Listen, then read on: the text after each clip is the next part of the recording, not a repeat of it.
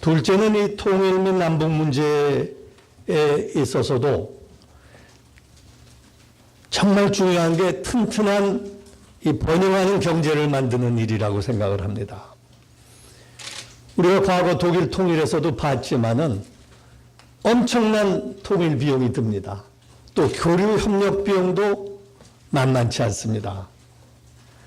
경제력이 뒷받침 없는 남북 정책, 교류 협력이라는 것은 저는 무의미하다고 생각합니다. 경제력이 뒷받침해주지 않을 때 남쪽의 국민들이 그거를 지지하지 않을 수밖에 없다고 생각합니다. 근데 우리나라에 지금 며칠 전 신문에도 났습니다마는 지난 10년간의 2만 불 그 중진급 트랩에 빠져 있습니다.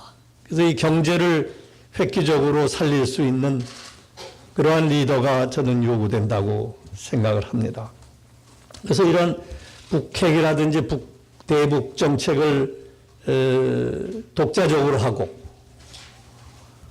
하기 위해서는 이 대북 정책에 대한 어떤 국민적 합의가 도출되어야 하지 않느냐 이런 생각을 합니다. 지금 국민적 합의를 이룬 대북 정책이 존재하지 않는 것은 물론이고 이 대북 정책이 오히려 남남 갈등의 원인이 되고 있습니다. 아까도 지적을 했지만은 대북 정책의 입장에 따라서 보수와 진보가 갈라집니다. 그래서 많은 사람들이 저 같은 사람을 볼 때 혼란을 일으킵니다.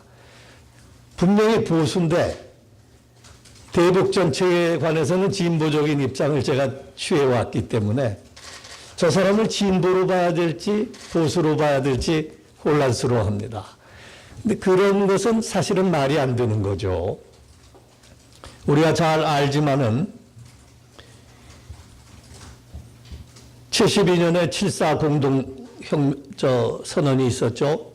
그 박정희 대통령 때 일이고 전두환 노태우 정부에서도 항상 정상회담을 시도했습니다. 물론 되지 않았습니다.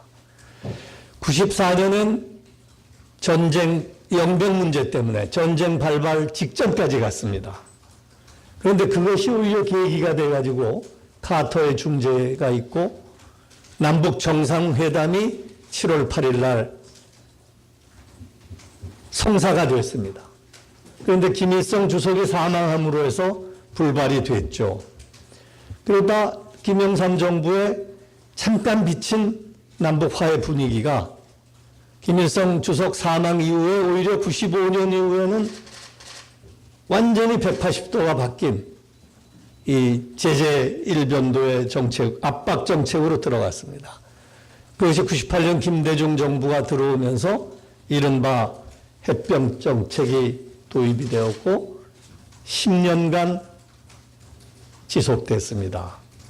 2008년 이명박 정부가 들어오면서 지금까지 9년간 다시 제재 압박 정책이 시행되어 왔는데 아까 우리 정근식 원장님 말씀하셨듯이 10년의 햇볕 정책과 9년의 압박 정책이 핵 개발도 막지 못했고 북한의 붕괴도 이끌어내지 못했습니다.